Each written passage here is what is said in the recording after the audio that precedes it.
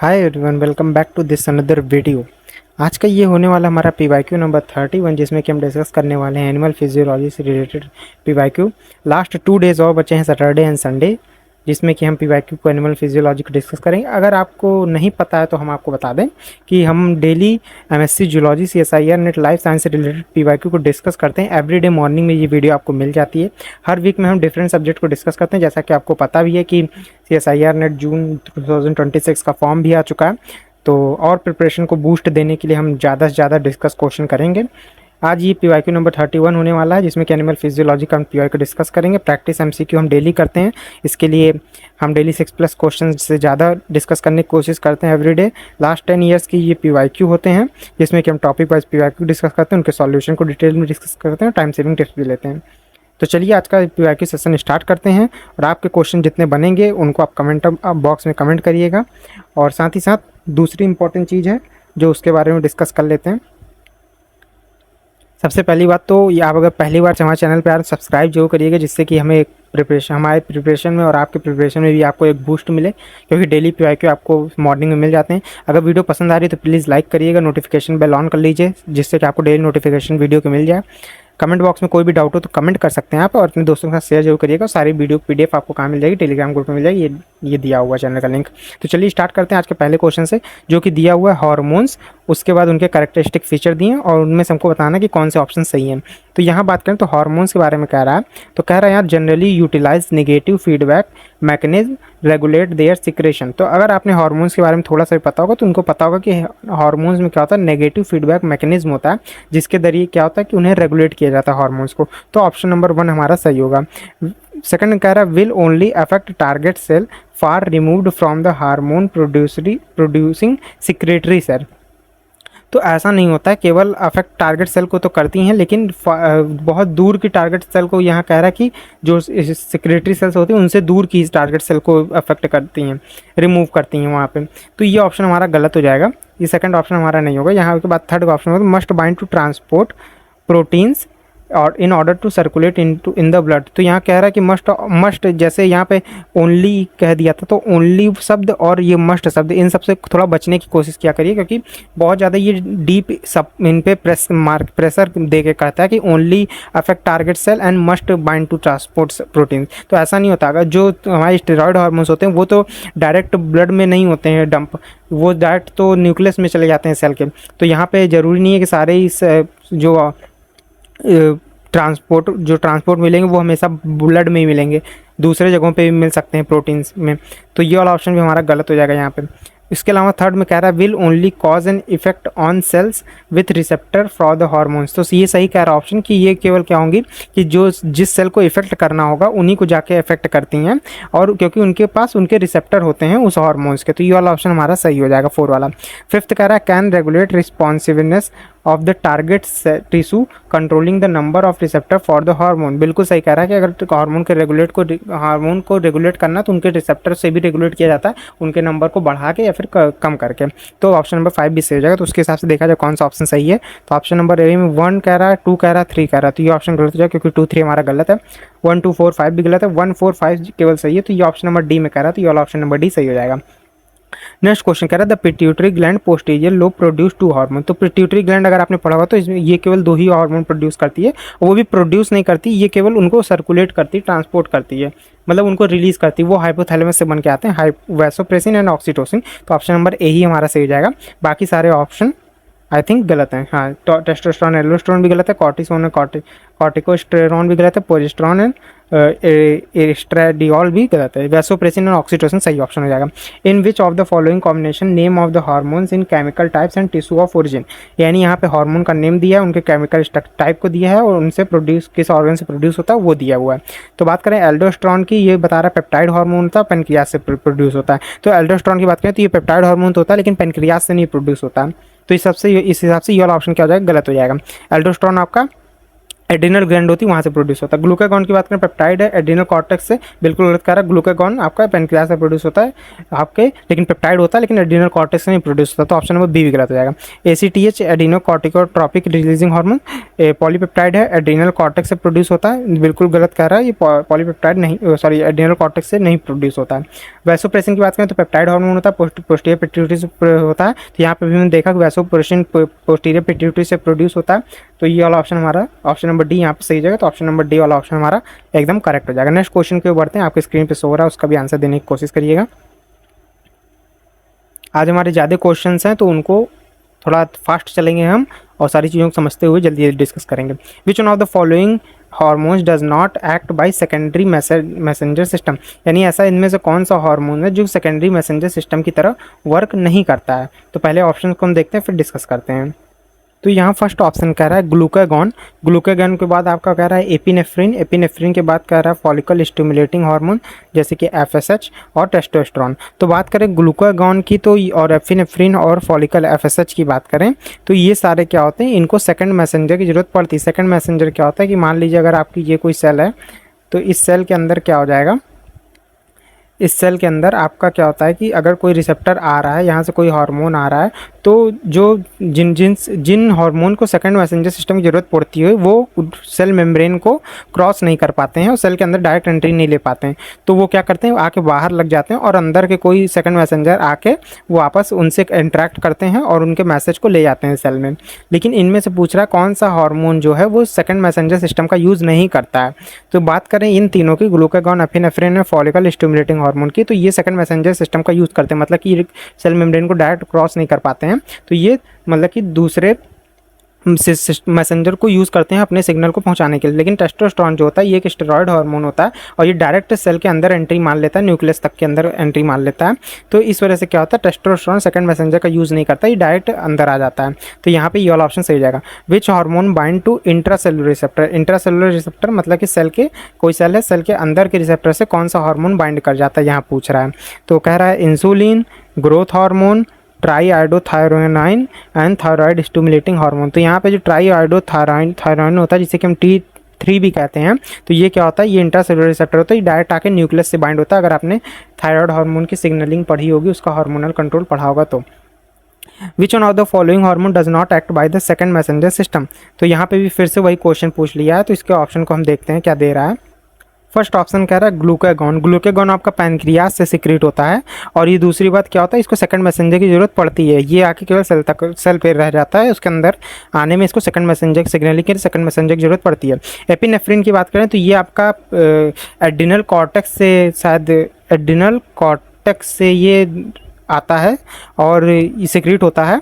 और luteinising hormone तो आपको पता है हाइपोथैलेमस से होता है, इसको भी सेकेंडरी मैसेंजर की जरूरत पड़ती है, इसको भी सेकेंडरी मैसेंजर की 2 डिग्री मैसेंजर की जरूरत पड़ती है। एल्डोस्टेरोन की बात करें जो कि आपका एड्रिनल मेड्यूला से सिक्रीट होता है, तो इसको सेकेंडरी मैसेंजर की जरूरत नहीं पड़ती, डायरेक्ट न्यूक्लियस से बाइंड हो सकता है आके, इसको सिग्नलिंग करवाने के लिए अपने किसी भी सेकेंडरी मैसेंजर सिस्टम की जरूरत नहीं पड़ती। तो ऑप्शन नंबर डी हमारा सही हो जाएगा।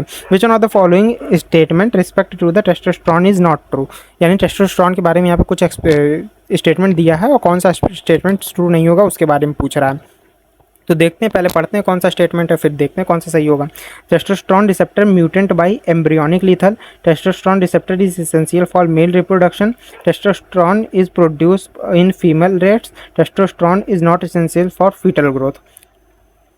तो यहाँ पे कह रहा है कौन सा ऑप्शन नॉट ट्रू, यानी सही नहीं। आपने से बहुत से ऑप्शन ये सी लगा रहे होंगे, testosterone produce in female rats, तो फीमेल रैट्स में टेस्टोस्टेरोन कैसे प्रोड्यूस हो सकता है, लेकिन ये ऑप्शन हमारा सही है, फीमेल रैट्स में भी टेस्टोस्टेरोन प्रोड्यूस होता है बहुत कम मात्रा में।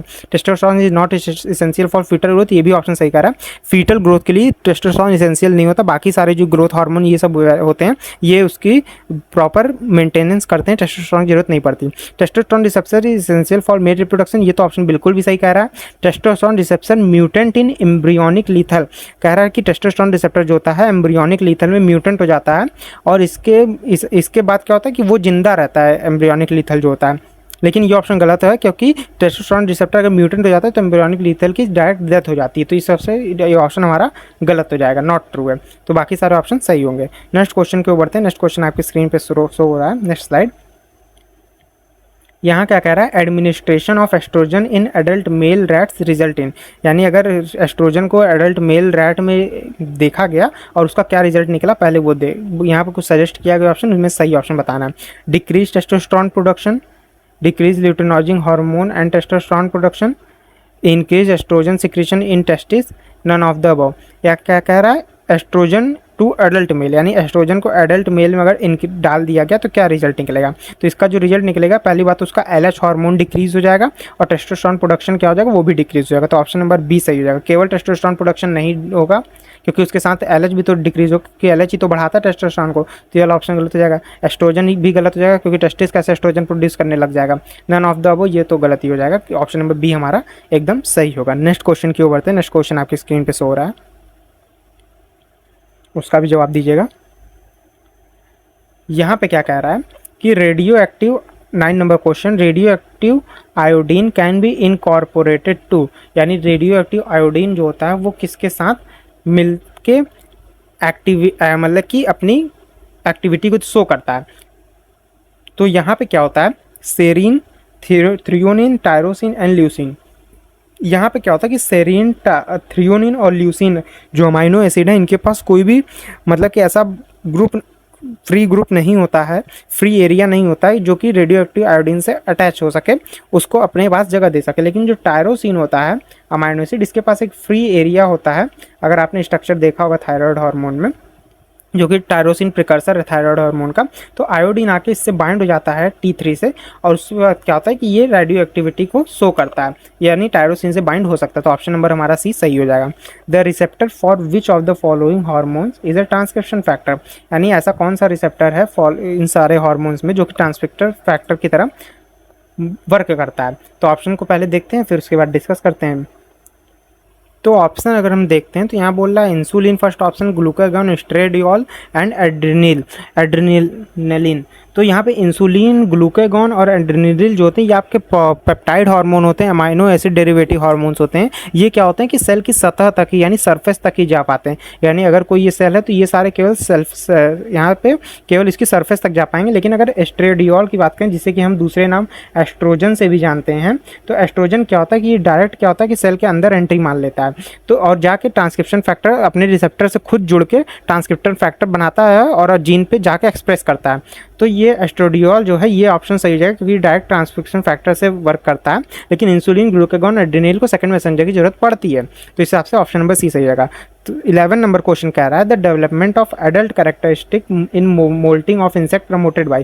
तो अगर आपने डेवलपमेंटल बायोलॉजी में इंसेक्ट के मेटामॉर्फोसिस को पढ़ा होगा तो उसमें आपको पता होगा कि यहाँ पे केवल 2 ही हार्मोन होते हैं जो डेवलपमेंट के लिए यूज़ होते हैं इंसेक्ट की मोल्टिंग के लिए, एक जुवेनाइल, एक डिसोन। जुवेनाइल हार्मोन क्या करता है, एडल्ट कैरेक्टर को सप्रेस करता है। उसकी जगह पे अगर एक्डिसोन की बात करें तो एक्डिसोन क्या करता है, प्रमोट करता है, यानी पॉजिटिव मतलब कि प्रमोट करता है। तो एक्डिसोन जो होगा ऑप्शन नंबर सही हो जाएगा। थायरॉक्सिन बिल्कुल गलत होगा। फेरोमिनॉन एक स्टिमुलेटिंग या फिर कह सकते हैं कि ये एक आपका लक्षण को दिखाता है। फेरोमिनॉन एक सुगंध होती है, एक स्मेल होती है, वो चीज़ हो जाएगा। थायरॉक्सिन T3 T4 यहाँ पे कोई वर्क नहीं करता। अब फाइट और flight response developed by hormones of the, यानी fight and flight of hormone जो होता है वो कहाँ से डेवलप किया जाता है, किस जगह से, हाइपोथैलेमस से, एड्रिनल मेडुला से, एड्रिनल कॉर्टेक्स से, एड्रिनल पैनक्रियाटिक कॉम्प्लेक्स से। तो ऑप्शन नंबर ए गलत हो जाएगा, ऑप्शन नंबर डी गलत हो जाएगा। बात करें adrenal medulla, adrenal cortex, hypothalamus और ये क्यों गलत हो जाएगा, हाइपोथैलेमस तो आपके माइंड ब्रेन में होता है, वहाँ से कोई इसका वर्क ही नहीं है। एड्रिनल पैनक्रियाटिक कॉम्प्लेक्स ये भी कोई वर्क नहीं शो करेगा। एड्रिनल मेडुला, एड्रिनल कॉर्टेक्स में अगर आपको कन्फ्यूजन हो रहा है तो इसके डिस्कस करते हैं कि इसमें से किससे निकलेगा। तो बात करें जो एड्रिनल मेडुला होता है यही आपका क्या होता है, रिस्पॉन्स करता है फाइट एंड फ्लाइट हार्मोन के लिए। एड्रिनल मेडुला जो होता है, और ये कौन सा हार्मोन सिक्रेट करता है, एड्रिनल मेडुला जो होता है।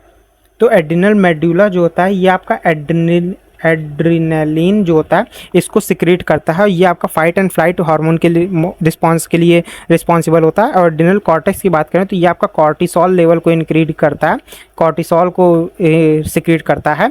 और इस वजह से ये वाला ऑप्शन हमारा गलत हो जाएगा। एड्रेनल मेडुला जो है ये ऑप्शन सही हो जाएगा, ऑप्शन नंबर बी हमारा सही हो जाएगा। क्वेश्चन नंबर 13 की बात करें, epinephrine and non epinephrine function as both hormones, यानी एपिनेफ्रिन और नॉन एपिनेफ्रिन किसकी तरह किस हार्मोन की तरह वर्क करते हैं। तो एपिनेफ्रिन और नॉन एपिनेफ्रिन जो होता है फ्यूल फॉर सेलुलर रिस्पायरेशन, बिल्कुल गलत है। ये कार्बोहाइड्रेट में, ये बहुत लार्ज टर्म है।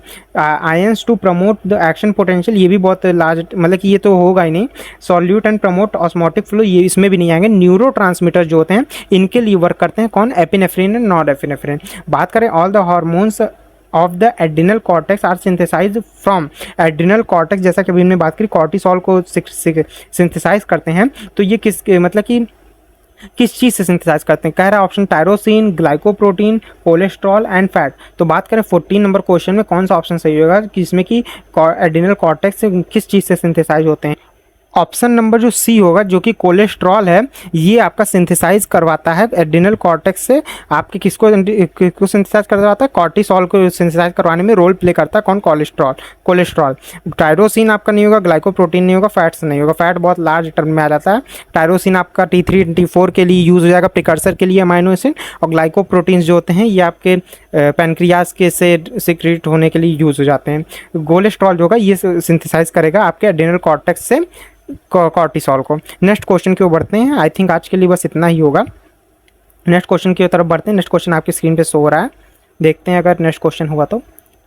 चलिए, तो आज के लिए शायद इतनी ही स्लाइड थी। नेक्स्ट अब कल के सेशन में हम डिस्कस करेंगे इसके आगे ये भी क्वेश्चन, बहुत सारे इंपॉर्टेंट क्वेश्चन ये होने वाले हैं, तो प्लीज़ इसका नेक्स्ट पार्ट भी जरूर देखिएगा, आपको मॉर्निंग में नोटिफिकेशन आ जाएगी। और लास्ट में आपके लिए एक मोटिवेशन कॉर्ड है, you are the so much stronger than you think, यानी आप बहुत स्ट्रांग है जितना आप सोचते हैं। तो इसीलिए अपनी प्रैक्टिस में लगे रहिए और सेशन को हमारे लाइक करिएगा, जिससे कि आपके लिए डेली वीडियो आती रहे। और थैंक यू लास्ट में आपके लिए। और सब्सक्राइब जरूर करिएगा, अपने दोस्तों से भी सब्सक्राइब करवाइएगा चैनल को, जिससे कि एक मोटिवेशन मिले आपको लिए वीडियो बनाने के लिए। लाइक भी वीडियो को जरूर करिएगा, नोटिफिकेशन बेल ऑन कर लीजिए, जिससे मॉर्निंग में आपको डेली नोटिफिकेशन मिल जाए। और कोई भी डाउट हो किसी भी क्वेश्चन में तो कमेंट कर सकते हैं, उसे हम डिस्कस जरूर करेंगे कमेंट बॉक्स में, और मैं सारे कमेंट का जवाब दूंगा। अपने दोस्तों के साथ शेयर जरूर करिएगा वीडियो को हमारे, जिससे कि उन्हें उनके प्रिपरेशन में हेल्प मिले। और सारी नोट्स आपको टेलीग्राम ग्रुप में यहाँ पर मिल जाएगी, यहाँ से आप ज्वाइन हो जाइए जरूर से, फ्री ऑफ कॉस्ट है ये। तो चलिए अब मिलते हैं कल के सेशन में आप सभी से, और कल मॉर्निंग में आपको ये वीडियो फिर से मिल जाएगी दूसरे, तो वहाँ से जो देख लीजिएगा, और कमेंट बॉक्स में भी वीडियो की लिंक पेस्ट कर दी जाएगी। तो मिलते हैं कल की वीडियो में नए पार्ट के साथ, तब तक के लिए goodbye and take care सभी को।